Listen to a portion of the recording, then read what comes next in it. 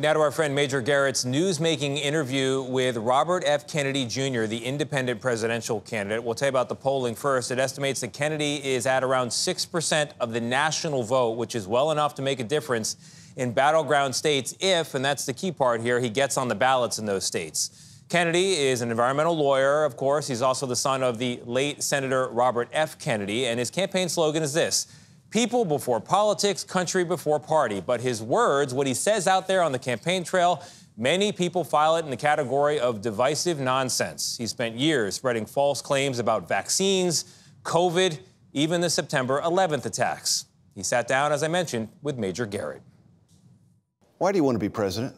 I feel like our country has gone off the rails. Both political parties have lost track of what America's supposed to look like. Since launching his campaign in April of last year, Robert F. Kennedy Jr. has cast himself as an anti-establishment option in a political universe dominated by corporate interests and compliant politicians who cling to power. This includes, he told us, President Biden. I've known Joe Biden for 40 years, and I commend him and respect him for the 50 years that he gave in service to our country. But I think he tarred that reputation and that career over the past year by refusing to let go of power. So I think part of our traditions is that our leaders relinquish power, and that they do that graciously. And no, I don't think that President Trump did that graciously, and I don't think President Biden did either. As for Trump, Kennedy's relationship with the former president grabbed headlines when they met at the GOP convention in Milwaukee. The Washington Post reported he spoke with Trump about leaving the race and endorsing the Republican ticket. And this video of RFK Jr. on the phone with Trump shortly after the attempt on his life heightened the drama. I would love you to do so, and I think it'll be so good for you and so big for you, and we're going to win. Were you in those meetings prepared to end your campaign, endorse former President Trump, and accept a role in his administration? No. President Trump called me a few hours after the assassination. Was that ever any part of the discussion, those things I just described? I won't talk about exactly what we discussed because it would be a violation of trust.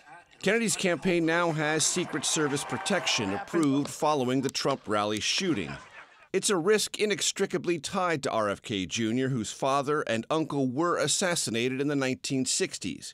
He told us his team had previously been paying for security out of pocket. One reason, he said, the campaign is $3 million in debt. I'm the first candidate since my father died that has requested Secret Service protection and to whom it's been denied. So, of course, we're struggling for money, but we're getting the money and our campaign is viable. From whom do you believe you will draw more votes, Kamala Harris or Donald Trump? Well, I hope to draw votes from both of them.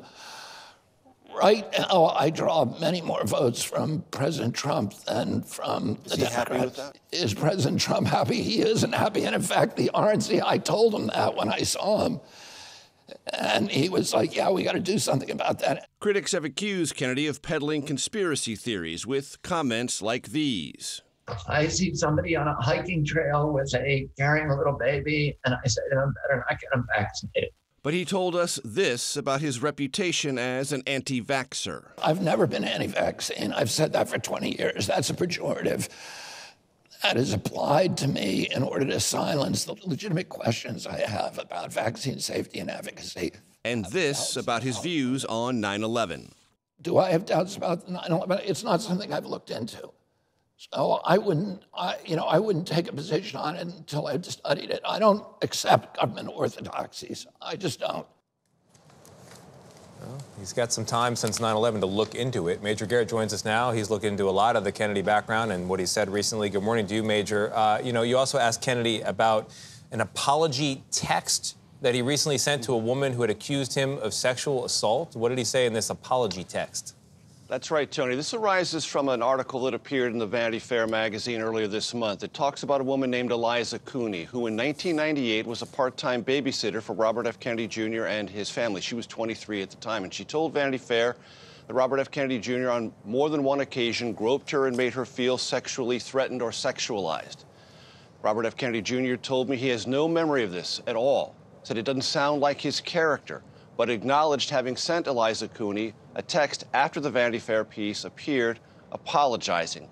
I asked Kennedy, is it possible you might have to apologize to other women? And I want to get this directly. He said, it's quite possible.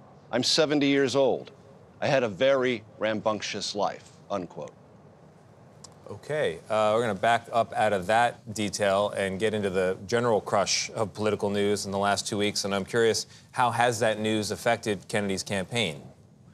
It feels very much as if it has passed the Kennedy campaign by. Republicans are unified and moving forward. Democrats quite clearly are unified and enthused in ways they simply weren't before President Biden stepped aside.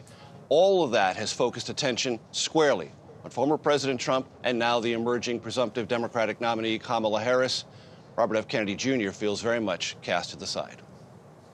All right, Major, thank you very much. Appreciate it.